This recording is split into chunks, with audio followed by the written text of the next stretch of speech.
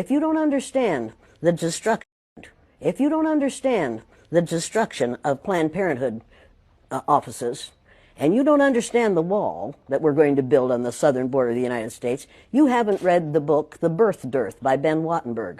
Ben Wattenberg was a brilliant Jewish man who was a member of the American Enterprise Institute, and he wrote a book, the first paragraph of which says, "The main problem confronting the United States today is there aren't enough white babies being born in this country." He was an advisor to presidents of the United States. He wrote the book in 1987.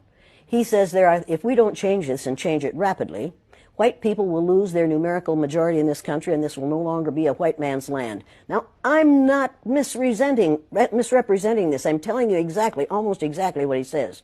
He says there are three things we can do to solve this.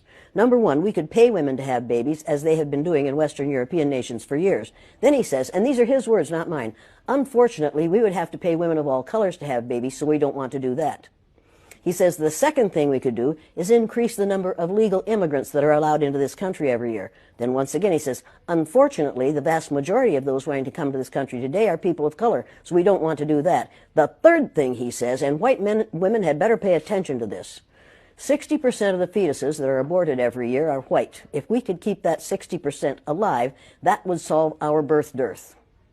Does that sound like racism to you? Can you talk a little bit about the trauma associated with? The trauma associated with it? Yeah. One of the main traumas is it tells white people that they are superior because of the lack of melanin in their skin. And then they find out suddenly that we've got a black president. That's traumatic. That's where their trauma is. Living a lie, finding out the truth, is traumatic. Finding out now, recently, that within 30 years, white people will be in the numerical minority in this country is going to be traumatic. White people are scared to death right now, particularly white males. They're scared to death that they are going to lose their power in the future. And they are. But if you want to get ready for the future, if you want to be treated well in the future, treat others well in the present. What we do in the present constructs the future. If you don't understand